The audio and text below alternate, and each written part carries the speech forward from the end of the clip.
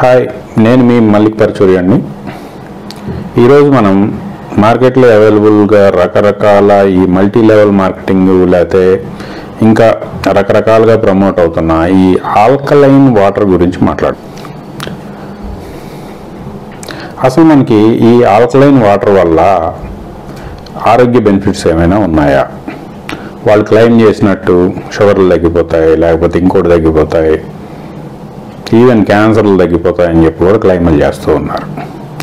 నిజంగా మనకి ఈ ఆల్కలైన్ వాటర్ వల్ల అంత అద్భుతాలు జరుగుతాయా? దీని గురించి తెలుసుకుందాం. దీని గురించి తెలుసుకోవాలి అంటే ముందు మన డైజెస్టివ్ సిస్టము దాని యొక్క ఏర్పాటు ఎలా ఉంది అనే దాని గురించి మనం ముందు తెలుసుకుంటే దీనికి ఇది పనిచేస్తుందా పనిచేయదా అనేది ఆటోమేటిక్గా మనకు అర్థమవుతుంది. మనకేంటంటే మనకి డైజెస్టివ్ సిస్టంలో ఫస్ట్ మనం ఏం తిన్నా కూడా మన జీర్ణాశయంలో వెళ్తుంది. ఫస్ట్ అక్కడ మనకి హైడ్రోక్లోరిక్ యాసిడ్ అని చెప్పి HCl ఉంటుంది. ఆ HCl pH ఎంత అంటే 1 to 3 మధ్యలో ఉంటుంది అనమాట. ఈ 1 to 3 pH ఉన్నటువంటి జీర్ణాశయాన్ని దాటి మనం ఏమైనా తీసుకుంటే అది ఓరల్గా తీసుకున్నాయి, నోటి ద్వారా తీసుకున్న ఏవైనా కూడా ముందు ఈ జీర్ణాశయం దాటి వెళ్ళాలి. ఆ తర్వాత మనకి ప్యాంక్రియాస్ ఉంటుంది. మనం తిన్నది ఈ 1 to 3 pH మధ్య విచ్ఛిన్నం అయిపోయింది, యాసిడ్లో విచ్ఛిన్నం అయిపోయింది, దాన్ని చిన్నపేగులోకి చేరుతుంది. ఈ చిన్నపేగులోకి చేరే ముందు డిడినం అని చెప్పి మనకి ఏదైతే చిన్నపేగు స్టార్టింగ్లో ఉందో అక్కడ ప్యాంక్రియాస్ నుంచి కొన్ని జ్యూసెస్ వచ్చి యాడ్ అవుతాయి. ఈ ప్యాంక్రియాస్ జ్యూసెస్తో పాటు సోడియం బైకార్బోనేట్ అనేది కూడా వచ్చి జ్యూసెస్లో మిక్స్ అయ్యి మనకి ఏదైతే మనకి జీర్ణాశయంలో నుంచి బయటికి వెళ్ళే ఆహారంతో పాటు కలుస్తుంది. ఈ ఆహారాన్ని మనం అక్కడ చైమ్ అంటారు. ఈ చైమ్తో మనకి ఈ ప్యాంక్రియాస్ నుంచి వచ్చే బైల్ యాసిడ్స్, లేకపోతే ఈ ప్రోటీయేజెస్, లైపేజెస్, అట్లాగే సోడియం బైకార్బోనేట్, ఇంకా రకరకాల ఎంజైమ్స్ ఇవన్నీ కలుస్తాయి అన్నమాట. సరే, ఇప్పుడు మనం బేసిక్ టాపిక్లోకి వచ్చేద్దాం. Alkaline water. ఏదైతే ఆల్కలైన్ వాటర్ వీళ్ళు క్లెయిమ్ చేసేది ఏంటి, 7 కంటే అబోవ్ ఉన్న pH ఉన్నటువంటిది, అరౌండ్ 8 pH ఉన్న మీరు వాటర్ తాగండి, లేకపోతే 9 pH ఉన్న వాటర్ తాగండి, మీకు అద్భుతాలు జరిగిపోతాయి, ఈ అద్భుతాలు జరిగిపోతాయి. మరి ఇది 8 pH మన బ్లడ్ pH మారిపోద్ది, లేకపోతే రకరకాలుగా ఎప్పుడైతే pH మీకు ఆల్కలైన్ అయిపోయిందో బ్లడ్ pH బోల్డ్ అన్ని రోగాలు తగ్గిపోతాయని చెప్పి క్లెయిమ్స్ చేస్తూ ఉంటారు. కానీ మనం నోటి ద్వారా తీసుకున్న ఈ ఆల్కలైన్ వాటరు, లేకపోతే కొంతమంది వంట సోడా సోడియం బైకార్బోనేట్ని డైరెక్ట్ వాటర్లో కలుపుకొని తాగేయమని చెప్తారు. తాగేసినందువల్ల మీ బ్లడ్ pH మారిపోద్ది, ఆల్కలైన్ అయిపోద్ది, మీకు ఆల్కలైన్ బెనిఫిట్స్ అన్నీ వచ్చేస్తాయి. ఈ క్లెయిమ్స్ అన్నీ కూడా వీటి వల్ల పెద్ద ఉపయోగం లేదండి, సింపుల్గా చెప్పాలంటే. ఎందుకంటే ఇవన్నీ ముందు మీరు 1 to 3 pH మధ్య ఉన్న HCl దాటాలి. HCl దాటిన తర్వాత ఒకవేళ 1 to 3 pH మధ్యకే మీది తిన్న ఆహారమో, లేకపోతే వాటరో, లేకపోతే జ్యూసెస్, లేకపోతే రకరకాలు ముందు 1 to 3 pHతో కలిసిన తర్వాత వాటి pH ఎసిడిక్గానే ఉంటుంది. ఇనిషియల్ స్టేజ్లో ఎసిడిక్గానే ఉంటుంది. ఆ ఎసిడిటీ బట్టి ఆ ఎసిడిక్గా ఉన్న చైన్ మళ్ళీ మీకు అదేంటంటే మనకి జీర్ణాశయమేమో ఎసిడిక్ pHని తట్టుకునే విధంగా నిర్మాణం జరిగి ఉంటుంది. మనకి చిన్నపేగు దగ్గర నుంచి ఎసిడిటీని తట్టుకోలేవు. అందుకోసం ఏంటంటే మనకి ప్యాంక్రియాస్ నుంచి సోడియం బైకార్బోనేట్ అనే ఆల్కలైన్, అది మనకి ప్యాంక్రియాస్ ఎంత కావాలో అంత ఇక్కడ వచ్చిన pHని బట్టి అడ్జస్ట్ చేయడానికి ఎంత సోడియం బైకార్బోనేట్ అయితే సరిపోతుందో అంత మన ప్యాంక్రియాస్ జనరేట్ చేసి దీన్ని 7కి న్యూట్రలైజ్ చేస్తుంది. మనం తిన్నదో తాగిందో దీన్ని 7కి న్యూట్రలైజ్ చేసిన తర్వాత మాత్రమే చిన్నప్రేగు ఈ దాటి వెళ్తుంది, ఆ తర్వాత రక్తంలో కలుస్తుంది. సో మనం ఆల్కలైన్ తీసుకున్నందువల్ల నోటి ద్వారా ఆల్కలైన్ తీసుకున్నందువల్ల ఎటువంటి ఉపయోగము ఉండదు. ఇవి మల్టీ లెవెల్ మార్కెటింగ్ టెక్నిక్స్. వాడిన వాళ్ళు నాకు అద్భుతం జరిగిపోయింది, ఇది జరిగిపోయింది, చాలా సొల్లు చెప్తా ఉంటారండి. ఎందుకంటే అక్కడ ఇగో అనేది ఒకటి వస్తుంది. ఎప్పుడైతే వీడు 2 లక్షలు పెట్టి ఆ వాటర్లు కొనుక్కున్నారో అది పని చేయలేదు అని చెప్తే పరువు తక్కువ. అందుకోసం ఏంటంటే సూపర్గా పనిచేస్తుంది, నువ్వు కూడా కొనుక్కో. ఎందుకంటే నేను ఆల్రెడీ చెట్టు త్వరలో ఏలిపెట్టాను, నన్ను గుట్టింది, కానీ సూపర్గా ఉంది, నువ్వు కూడా ఏలిపెట్టు. ఈ టైప్ ఆఫ్ మెంటాలిటీల వల్ల, లేకపోతే వీళ్ళు పోయిన లాసు మళ్ళీ రీగెయిన్ చేసుకోవడానికి 3 గట్టిస్తేనో 4 గట్టిస్తేనో మళ్ళీ వీళ్ళు ఏదైతే 2 లక్షలు నష్టపోయారో ఈ డబ్బులు వెనక్కి వచ్చేస్తాయి అన్నమాట. దానికోసం బాగుందని చెప్పి ఎవడికి వాడు చేసే ప్రయోగమే తప్ప, ఎందుకంటే బేసిక్గా సైన్స్ ప్రకారం మీరు ఏది తీసుకున్నా హెచ్సిఎల్ న్యూట్రలైజ్ చేసేస్తుంది. మీరు ఇంకా ఆల్కలైన్ ఎక్కువ తీసుకోవటం వల్ల ఏమవుతుంది అంటే హెచ్సిఎల్ ఇంకా దీన్ని న్యూట్రలైజ్ చేయడానికి మీరు తిన్న ఏదైతే ప్రోటీన్ ఫుడ్ లేకపోతే ఫైబర్ ఫుడ్ దీన్ని అరగదీయాలి, దీన్ని సపరేట్ చేయాలి, విచ్ఛిన్నం చేయాలి అంటే హెచ్సిఎల్ కావాలి. ఎప్పుడైతే దాన్ని మీరు ఆ పిహెచ్ని ఆల్కలైన్ని న్యూట్రలైజ్ చేశారో మీకు ఇంకా ఎక్కువ హెచ్సిఎల్ ప్రొడక్షన్ చేయాల్సి వస్తుంది జీర్ణాశయం. ఒకవేళ ఆ ప్రొడక్షన్ సరిపోకపోతే మీరు తిన్నది అరగకుండా అది చిన్న పేగులోకి పెద్ద పేగులోకి వెళ్ళటం వల్ల అది ఇంకా మీ యొక్క గ్యాస్ ప్రాబ్లమ్స్ పెంచడం, ఇంకా మీ కలంలో ఇబ్బందులు కలిగించటం, ఇవన్నీ జరుగుతూ ఉంటాయి. తిన్నది అరగకుండా అయ్యే పరిస్థితి ఉంటుంది. కాబట్టి నోటి ద్వారా ఆల్కలైన్ రక్తంలో చేర్చడం వీలు కాదు. ఓకే, కొన్ని డ్రగ్స్ ఇచ్చినప్పుడు ఈవెన్ మీకు ఆంకాలజీలో క్యాన్సర్లో మీకు మెథోటెక్స్టేట్ అని చెప్పి లేకపోతే 5FU అని చెప్పి ఇట్లా యాంటీఫోలేట్ డ్రగ్స్ ఇస్తారు. ఈ యాంటీఫోలేట్ డ్రగ్స్ ఏంటంటే వీటికి బేసిక్గా ఒక ఇది ఉంటుంది ఏంటంటే కిడ్నీలో ఇవి క్రిస్టలైజ్ అవుతాయి ఎసిడిక్ అట్మాస్ఫియర్లో. ఒకవేళ మీ బ్లడ్ pH ఒకవేళ 6.5 అట్లా కానీ ఉందంటే ఇవి క్రిస్టలైన్ అవుతాయి. ఈ క్రిస్టలైన్ అవుతాయి కాబట్టి వాటిని 7 కంటే ఎక్కువ pH మెయింటైన్ చేయడానికి మీకు ఐవి ద్వారా డైరెక్ట్ రక్తంలోకి ఐవి ద్వారా సోడియం బైకార్బోనేట్ ఫ్లూయిడ్స్ పెట్టడం జరుగుతుంది. సో మీకు డైరెక్ట్ రక్తంలోకి ఎక్కించిన దానివల్ల మీ బ్లడ్ pH ఆల్టర్ చేయగలుగుతారు తప్ప ఓవరాల్గా తీసుకునే వాటి వల్ల ఎట్టి పరిస్థితుల్లో మీ బ్లడ్ pH మార్చలేరు. సో ఇటువంటి ప్రోపగాండాని నమ్మకండి, మీ డబ్బులు అనవసరంగా వేస్ట్ చేసుకోకండి. ఓకే, రెండోది మనకి ఈ pH బ్లడ్ pH అనేది 7.35 to 7.45 మధ్య మన యొక్క రెస్పిరేటరీ ఆల్కలోసిస్, రెస్పిరేటరీ ఎసిడోసిస్, అట్లాగే రీనల్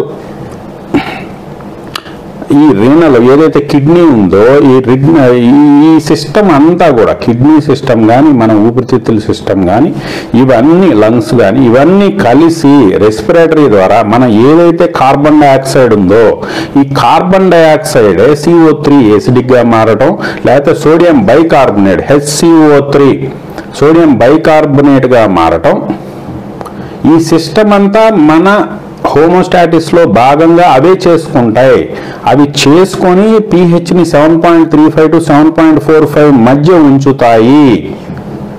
సో మీరు ఓవరాల్గా pH మార్చడం కుదరదు. మీరు ఒకవేళ ఫోర్స్ఫుల్గా pH మార్చాలి అనుకుంటే ఐవి ద్వారా మాత్రమే. ఎప్పుడంటే మనకి లాక్టిక్ ఎసిడోసిస్ అని చెప్పి డయాబెటిక్ పేషెంట్లో కీటో ఎసిడోసిస్ అని లేకపోతే లాక్టిక్ ఎసిడోసిస్ అని ఇటువంటి రేరు ఒక ఎమర్జెన్సీ కండిషన్స్లో అవసరాన్ని బట్టి బ్లడ్ pH ఒకవేళ టూ మచ్ ఎసిడిక్గా ఈ డిస్ఫంక్షన్ వల్ల ఒకవేళ ఈ సిస్టమ్ ఫెయిల్ అయ్యి కానీ జరిగితే అటువంటి పరిస్థితుల్లో సోడియం బైకార్బోనేటు ఇటువంటివి ఐవి ద్వారా పెట్టి మీ యొక్క బ్లడ్ని ఆల్కలైన్గా మార్చడం జరుగుతుందేమో, కానీ బేసిక్గా మన సిస్టంలో మన హెల్దీ పర్సన్కి ఆల్వేస్ బ్లడ్ 7.35 నుంచి 7.45 మధ్య మాత్రమే pH ఉంటుంది. మీరు దానికోసం కొత్తగా కష్టపడినా చూసారు అక్కడ మార్జిన్ రేంజ్ కూడా జస్ట్ 0.1 ఉంది, 7.35 to 7.45. ఆ 0.1లోనే మన సిస్టమ్ అడ్జస్ట్ చేసుకుంటుంది, దాన్ని మీరు మార్చలేరు. ఓరల్గా తీసుకున్న దాని ద్వారా మీరు మార్చలేరు. సో ఈ ఆల్కలైన్ ఫుడ్స్ అని చెప్పి, లేకపోతే ఈ ఆల్కలైన్ వాటర్స్ అని చెప్పి నోటి ద్వారా తీసుకునే వాటితో ఏం అద్భుతాలు జరిగిపోవు. మహా జరిగిపోతే నష్టాలు. Like ఇండైజేషన్, HCl concentration too much మీరు న్యూట్రలైజ్ చేసేయటం వల్ల ఎక్కువ HCl ప్రొడక్షన్ సరిపోగా అప్పటికప్పుడు జరక్క తిన్నది అరక్కపోయే సమస్యలు వస్తాయేమో కానీ వేరే బెనిఫిట్స్ అయితే రావటం ఇందులో జరగదు. రెండోది, ఈ అయనైజ్డ్ వాటర్ పేరు మీద యాంటీ ఆక్సిడెంట్స్ అని చెప్పి ఇంకొక మార్కెటింగ్ నడుస్తుంది. ఈ అయనైజ్డ్ వాటర్ మీద కూడా కొన్ని పేపర్స్ ఉన్నాయి. వీటి వల్ల కూడా బోల్డ్ అని హెల్త్ కాంప్లికేషన్స్ వస్తున్నాయి. ఈ అయనైజ్డ్ వాటర్, ఛార్జ్డ్ వాటర్ కూడా మీకు హెల్త్కి మంచిది కాదు. బోల్డ్ అని ఏమన్నా బెనిఫిట్స్ ఉన్నాయని చూపించే కొన్ని స్టడీలు ఉండొచ్చు. ఈ ఫ్లాడ్ ఓకే, ఫార్మా లాగే ఇవి కూడా కొన్ని కమర్షియల్ యాక్టివిటీ కోసం చిన్న శాంపిల్స్తో చేసిన ఫ్లాడ్ స్టడీసే తప్ప వాటి వల్ల బెనిఫిట్ ఉండదు. ఓకే, ఈ అయాన్స్ ఇవన్నీ కూడా హెల్దీ పీపుల్కి డిస్ఫంక్షన్ లేకపోతే అవి చూసుకుంటాయి. సో వీటి ట్రాప్లో మీరు పడద్దు. యాంటీ ఆక్సిడెంట్లు మీకు ఒకవేళ యాంటీ ఆక్సిడెంట్ కావాలి అంటే 2 లక్షల రూపాయలు పెట్టి ఒక ఆల్కలైన్ వాటర్ ప్లాంట్ కొనుక్కొని అయనైజ్డ్ వాటర్ ప్లాంట్ కొనుక్కోవాల్సిన ఒక ఫ్యామిలీ కోసం అవసరం లేదు. 2 లక్షలు మనం శుభ్రంగా బ్యాంకులో వేస్తే ఎంత వస్తాయండి? బ్యాంకులో వేసినా కూడా 2 లక్షలకి ఒక 1000 రూపాయలు వస్తాయి కదా. మీకు బెస్ట్ యాంటీ ఆక్సిడెంట్ అంటే గ్లూటాథయాన్. గ్లూటాథయాన్కి ప్రీకర్సరు ఎన్ఎస్టైల్సిస్టైన్. మనకి మిస్నాక్ టాబ్లెట్లు వాటర్లో వేసుకొని తాగొచ్చు. మిస్నాక్ టాబ్లెట్లు ఎంతకు వస్తాయి? 10 టాబ్లెట్లు 300 రూపాయలు ఏమో ఉన్నాయి. లేదు, అమెజాన్లో కూడా దొరుకుతాయి ఎన్ఎస్టైల్సిస్టైన్, NAC. అది that is precursor to the glutathione. The best anti oxidant glutathione, మన లివర్ తయారు చేసే యాంటీ ఆక్సిడెంట్. అది దాని కాస్ట్ ఎంత ఉంటుంది? మీకు నెల డోసు మొత్తం కలిపితే కూడా 500 రూపాయలకి 60 క్యాప్సూల్స్ ఏమో వస్తాయి. సో అవి కొనుక్కోవడం బెటర్ కదా. నెల మళ్ళీ రేపు ఈ ప్లాంట్ ఏదైనా రిపేర్ వచ్చిందనుకోండి, ప్లాటినం బేస్డ్ ఎలక్ట్రోడ్లు మళ్ళీ వేలు పెట్టి కొనుక్కోవాలా. ఈ రిపేర్ చేసేది ఎవడో తెలియదు, ఇంకోటి తెలియదు. ఈ గోలంతా ఎందుకు? మీకు యాంటీ ఆక్సిడెంట్ కావాలంటే ఎన్ఎస్టైల్సిస్టైన్ తీసుకోండి, లేదా గ్లూటాథయోన్ సప్లిమెంట్స్ తీసుకోండి, లేకపోతే ఇంకా మీకు బోల్డ్ యాంటీ ఆక్సిడెంట్ ఫ్లావనాయిడ్స్ తీసుకోండి. ఇవన్నీ యాంటీ ఆక్సిడెంట్సే. ఆ యాంటీ ఆక్సిడెంట్స్ కోసం అయనైజ్డ్ వాటర్ తెచ్చుకొని కొత్త ప్రాబ్లమ్స్ కొని తెచ్చుకోవాల్సిన అవసరం లేదు. మీకు ఈ ఆల్కలైన్ వాటర్తో ఇంకా వీళ్ళ క్లెయిమ్లు ఎక్కడి దాకా వెళ్తాయంటే, ఆల్కలైన్ మన బ్లడ్ pH ఆల్కలైన్గా ఉంటే క్యాన్సర్ కణాలు మాడి మెస్ అయిపోతాయి, క్యాన్సర్ కణాలు ఆల్కలైన్ అట్మాస్ఫియర్లో బతకలేవు. ఈ టైప్ ఆఫ్ క్లెయిమ్స్ కూడా చేస్తూ ఉంటారు. సేమ్ మీకు ఈ ఆల్కలైన్ మార్కెటింగ్ చేసేవాళ్ళు ఇవి చెప్తూ ఉంటారు. అట్లా కొంతమంది సోడియం బైకార్బోనేట్ తాగితే బ్లడ్ pH ఆల్కలైన్ అయిపోద్ది, అప్పుడు ఈ క్యాన్సర్లు తగ్గిపోతాయి. ఇటువంటి క్లెయిమ్స్ కూడా చేస్తూ ఉంటారు. కాకపోతే ఇక్కడ మనం ఇప్పుడు దాకా మాట్లాడుకున్న దాంట్లో ఓరల్గా తీసుకునే వాటితో మనం బ్లడ్ pHని మార్చలేము, అది క్లియర్. నెక్స్ట్, మరి నిజంగా ఈ ఆల్కలైన్ pHకి కానీ మనం బ్లడ్ pHని మారిస్తే నిజంగా క్యాన్సర్ కణాలు మాడి మెస్ అయిపోతాయా అంటే అది కూడా అపోహేనండి. ఎందుకంటే మనకి జనరల్గా ఈ లుకేమియా కేసెస్లో మీకు హైడోస్ మెథోటెక్స్ట్రేట్ అని చెప్పి ఇస్తూ ఉంటారు. హైడోస్ మెథోటెక్స్ట్రేట్ ఒక్కొక్కళ్ళకి మీకు మామూలు రుమటాయిడ్ ఆర్థరైటిస్ ఇటువంటి వాటికి కూడా లో డోస్ ఇస్తూ ఉంటారు. బట్ ఇక్కడ స్పెసిఫిక్గా లుకేమియాస్లో హైడోస్ మెథోటెక్స్ట్రేట్ 5 grams వరకు ఇస్తూ ఉంటారు. ఈ 5 grams 24 hours ఇన్ఫ్యూజన్ ఇస్తారనమాట. ఇదేంటంటే మీకు దీనికి ఎసిటిక్ అట్మాస్ఫియర్లో ఇది క్రిస్టలైన్ అయ్యే ప్రాపర్టీ కలిగి ఉంటుంది. సో దాన్ని అవాయిడ్, ఎప్పుడైతే మీకు ఇవి కానీ ఒకవేళ కిడ్నీలో క్రిస్టలైన్ అయిపోతే కిడ్నీస్ పోతాయి, ఇమీడియట్గా లేచిపోతాయి అనమాట. దాన్ని అవాయిడ్ చేయటం కోసం ఏంటంటే మనకి 1 day బిఫోర్ స్టార్ట్ చేసి 1 day before sodium bicarbonate IV పెట్టేస్తారు పేషెంట్కి. 24 hours ముందు నుంచే కంటిన్యూస్గా సోడియం బైకార్బోనేట్ ఐవిలో వెళ్తూ ఉంటుంది. ఇట్లా మీకు 24 అవర్స్ కాదు, ఆ తర్వాత మళ్ళీ మెథోటెక్స్ట్రేట్ 24 అవర్స్ పెడతా ఉంటే 25 ml మెథోటెక్స్ట్రేట్ వెళ్తూ ఉంటే 75 ml సోడియం బైకార్బోనేట్ NSలో కలిపి వెళ్తూ ఉంటుంది. అది ఆ డ్రగ్ పెట్టిన రోజు కూడా క్లోజ్ అవ్వదు. ఆ తర్వాత ఒక్కొక్కసారి ఈ మెథోటెక్స్ట్రేట్ లెవెల్స్ బాగా తక్కువ, ఏదైతే ప్రిస్క్రైబ్డ్ లెవెల్స్ ఉన్నాయో ఆ లెవెల్స్ వచ్చేంతవరకు అరౌండ్ 0.1 వరకు వచ్చే వరకు ఈ sodium bicarbonate almost 5 to 6 days పెట్టాల్సి వస్తుంది. ఒక్కోసారి కంటిన్యూస్గా హైడ్రేషన్ పెడతానే ఉంటారు. కంటిన్యూస్గా వాళ్ళ యొక్క బ్లడ్ pH అరౌండ్ 7.5 నుంచి 8 మధ్యలో ఉంటుంది. మామూలుగా 7.35 కదా, 7.35 to 7.45 కదా. ఇక్కడ ఏంటంటే 7.5 అబవ్ మెయింటైన్ చేస్తారు, ఒకసారి 8 మెయింటైన్ చేస్తారు. మరి 8 మెయింటైన్ చేసినప్పుడు ఆల్మోస్ట్ ముందు వెనక మొత్తం కలిపి వారం రోజుల పాటు blood pH around 8 alkaline maintain చేసినప్పుడు మరి క్యాన్సర్ కణాలు మాడి మసి అయిపోతూ ఉంటే ఆ ట్రయల్లో బయటపడిపోవాలి కదా. మరి ఎందుకు మెథోటెక్స్ట్రేట్ పెట్టి రిస్కీ డ్రగ్ పెడతాం ఎందుకు? యాంటీమెటబాలిటీస్, యాంటీఫోలేట్స్ పెడతాం ఎందుకు? డైరెక్ట్ సోడియం బైకార్బోనేట్ ఐవీలు పెట్టేసుకొని క్యాన్సర్ని తరిమేయచ్చు కదా. సో అక్కడ కూడా ఈ మెథోటెక్స్ట్రేట్ క్రిస్టలైజ్ అవ్వకుండా హెల్ప్ అవుతుంది తప్ప ఆల్కలినిటీ మీకు క్యాన్సర్ కణాలని ఏదో చేసేయటానికి కాదు. మెథోటెక్స్ట్రేట్ ఏదో చేయాలి తప్ప సోడియం బైకార్బోనేట్ క్యాన్సర్ కణాలని ఏమీ చేయలేదు. సో ఇటువంటి ఆల్కలైన్ క్లెయిమ్స్ని కూడా, క్యాన్సర్పై ఆల్కలైన్ క్లెయిమ్స్ని కూడా దయచేసి పక్కకు పెట్టండి. వీటికి ఎటువంటి సైంటిఫిక్ ఆధారాలు లేవు. ఆల్కలైన్ వాటర్ వల్ల క్యాన్సర్ కణాలు మాడిపోతాయనే దానికి ఎటువంటి సైంటిఫిక్ ఆధారాలు లేవు.